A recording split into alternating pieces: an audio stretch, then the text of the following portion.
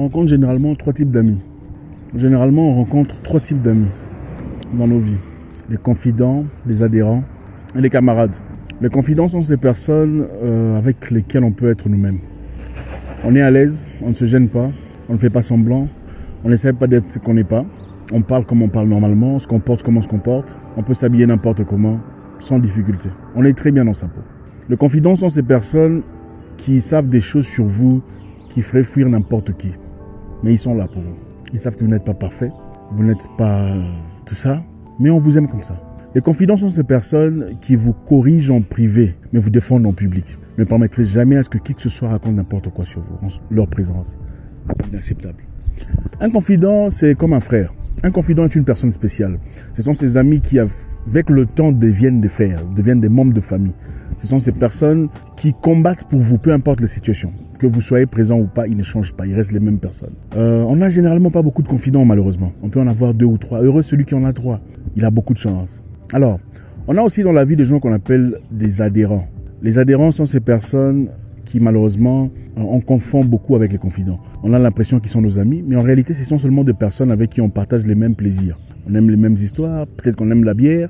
Ils aiment aussi la bière, alors on pense que nous sommes amis. Ils aiment la sape, les habits, les femmes, les hommes, un certain type de... Voilà, vous aimez les mêmes histoires, vous pensez que vous êtes amis. En effet, vous n'êtes pas vraiment amis, vous êtes simplement adhérents. Vous aimez les mêmes histoires, vous aimez la même religion, vous faites les mêmes activités. Vous aimez le café, vous aimez les restos, vous aimez les discothèques. Vous pensez que vous êtes amis, en réalité, ce n'est pas de l'amitié, vous êtes simplement adhérents. Vous aimez les mêmes histoires. Le problème avec les adhérents, c'est que à partir du moment où vous arrêtez d'aimer ces histoires que vous aimez généralement, votre amitié se meurt.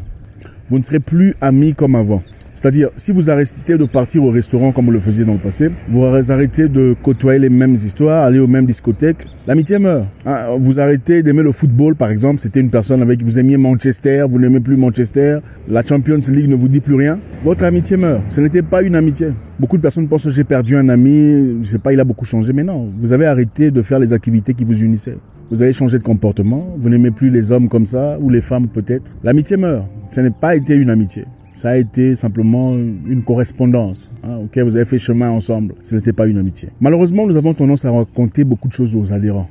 Parce qu'on pense qu'ils sont amis, évidemment. On leur parle de notre vie, nos difficultés, nos problèmes. On leur parle aussi des fois de nos projets d'avenir. Le danger est que l'adhérent, à partir du moment où vous vous séparez, votre projet devient son projet. C'est-à-dire les idées que vous lui présentiez, vous pensiez, bon voilà, je vais ouvrir un salon de coiffure, que je mettrai de couleur rose et tout le bazar. Ne soyez pas étonnés, l'adhérent, c'est lui qui ouvrira un salon de coiffure avec la couleur rose. Vos idées seront ses idées sans gêne. L'adhérent n'était pas votre ami. Il était simplement là parce que vous aimiez les mêmes histoires. Donc à un moment donné, ne soyez pas étonnés qu'une personne change. Elle a changé, c'est pas parce qu'elle était amie qui a changé. C'était simplement un adhérent. Vous avez passé un moment ensemble. Vous aimiez les mêmes histoires, même partis politiques. Et puis ben voilà, le temps est passé. Ensuite, il y a les camarades. Les camarades sont des gens forts avec qui on combat les mêmes combats. C'est-à-dire vous avez le même ennemi. Vous pensez que vous êtes potes, mais vous n'êtes pas potes. Vous combattez le même ennemi. C'est-à-dire vous êtes debout contre un gouvernement, vous êtes peut-être debout contre un maître, debout contre un directeur, un manager, un chef d'entreprise. Vous réclamez les mêmes histoires contre une assurance. Vous pensez que vous êtes des amis. Vous n'êtes pas amis. Vous êtes camarades. Vous combattez le même président. Vous combattez les mêmes adversaires. Vous n'aimez pas les mêmes personnes. Ok, il y a des gens que vous n'aimez pas. Ah bon, si je ne l'aime pas, vous pensez que vous n'êtes pas amis. Vous êtes camarades. Le danger est que quand on raconte à un camarade ses défauts, ses défaillances, ça peut arriver. Des fois, on a des difficultés. Voilà ce que j'ai comme difficulté. Voilà. Le camarade va s'en servir contre vous. Quand vous racontez à votre camarade ce que vous avez comme outillage, comme fusil, comme arme de défense, le camarade comprend comment vous battre. Souvenez-vous, c'est un combattant aguerri qui, à vos côtés, a résisté à certaines histoires. Il peut appliquer cette force contre vous. Voilà pourquoi il faut faire très attention à ce que vous racontez aux gens. Et je pense qu'il est impératif de savoir identifier les gens dans la vie. Okay? Nous avons tous des amis, mais il faut savoir celui-ci c'est qui. C'est un confident, c'est un camarade, c'est un adhérent. C'est quoi son rôle dans ma vie? Il faut être honnête avec soi-même. Il faut examiner les gens, ils ne sont pas les mêmes. Voilà pourquoi vous dites, oh, voilà, il m'a déçu, je ne pensais pas qu'il était comme ça. Mais vous ne saviez pas identifier qui il était en réalité dans votre vie.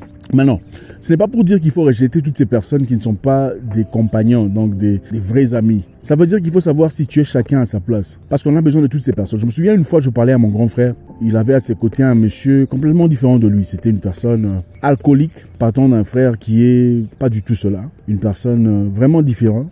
Je lui ai posé la question de savoir pourquoi tu as ce type comme ami. Je comprends pas. Vous êtes vraiment différent, tout ça. Il me dira, Zach, tu sais, c'est quelqu'un de très compétent. Sur le plan administratif, il est très fort. Il connaît beaucoup de choses, il a beaucoup de contacts, il est très dynamique. Il faut savoir se servir des gens selon leurs capacités. On n'est pas toujours obligé d'avoir des gens qui sont exactement comme nous, parce que sinon on n'ira nulle part dans la vie. On a besoin de gens qui sont différents, mais savoir s'en servir en accord avec ce qu'ils présentent. Encore une fois, on n'est pas à l'église. Il faut comprendre que sur le plan business, sur le plan vie, on a besoin des gens qui peuvent être différents de nous. Donc, et savoir s'en servir, je sais que ça sonne pas très bien, mais il faut s'en servir en accord avec ce qu'ils représentent. Et j'ai compris. Donc dans la vie, il faut savoir comment situer les gens pour ne pas trop être déçu. Si vous regardez même dans la nature, vous remarquerez, le requin par exemple se balade dans l'eau, elle n'est pas tout seul. Le requin n'est jamais seul. Autour du requin, vous remarquerez toujours de petits poissons en train de nager. Okay? Le petit poisson autour du requin s'appelle la rémora. La rémora est un poisson osseux qui nage toujours autour du requin. Qu'est-ce que la rémora fait? La rémora nettoie le requin des parasites. La rémora est inoffensive, nettoie le requin de parasites, s'assure que le requin soit propre. Mais qu'est-ce que la rémora reçoit du requin? La protection de ses mâchoires titanesques. Donc aucun poisson grand ne peut venir manger la rémora devant le requin. Le requin va protéger la rémora.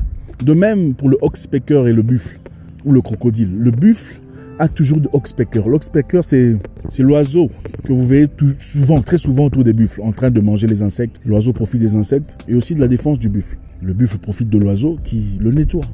Donc il faut trouver des gens qui ne sont pas nécessairement comme vous, mais savoir identifier qu'est-ce qu'ils font, quel est leur rôle dans votre vie.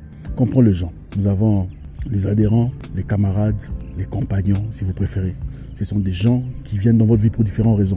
Savoir situer chacun à sa place et surtout placer chaque personne à sa place est une chose très intéressante. Dans la vie, on a besoin de beaucoup de choses pour être heureux. On n'a pas seulement besoin de ce qu'on pense, mais des fois, on a besoin d'une diversité. Des fois, vous pouvez avoir un ami qui n'est pas exactement comme vous, qui est totalement différent de vous. Seulement, c'est une personne qui vous apporte la paix, qui vous apporte le sourire. C'est quelqu'un de génial. Sa présence vous fait rire. Ce sont des gens qui sont importants dans votre développement. Souvent, vous entendrez les gens dire qu'il faut chercher des gens comme vous. C'est vrai, mais pas toujours, pas exclusivement. Il faut trouver des gens selon ce qu'ils vous apportent dans votre vie. Il faut trouver des gens selon leurs intérêts, selon votre intérêt, selon comment vous avancez dans la vie. Les confidents, les adhérents, les camarades, qui est-ce que vous avez dans votre vie? Il faut savoir comment les situer, surtout comment les placer. Un confident ne peut jamais devenir un camarade. Un confident ne peut jamais changer de couleur. C'est un confident, c'est ton frère. Tu n'as pas besoin de changer, d'être différent. Tu n'as pas besoin de prononcer différemment. Tu n'as pas besoin de t'exprimer différemment, de t'habiller d'une certaine façon pour être accepté. Avez-vous déjà été avec une personne où vous avez l'impression, quand il faut s'asseoir, vous êtes chez vous à la maison évidemment, vous parlez, mais vous n'êtes pas à l'aise. Vous attendez à ce qu'il parte pour que vous redeveniez vous-même. Ce n'est pas un ami, ce n'est pas un confident. Peu importe où vous allez vous asseoir quelque part, vous êtes avec des gens, vous ne vous sentez pas tout à fait à l'aise. Il faut commencer à être différent. Ce ne sont pas des amis. Vous n'avez pas besoin de faire ça avec des amis. Il y a des gens même, vous êtes proches, vous êtes très proches. Mais avec elles, il faut se tenir d'une certaine façon. Vous n'êtes pas des confidents. Vous ne l'êtes pas. Déterminez leur place et savoir comment les situer.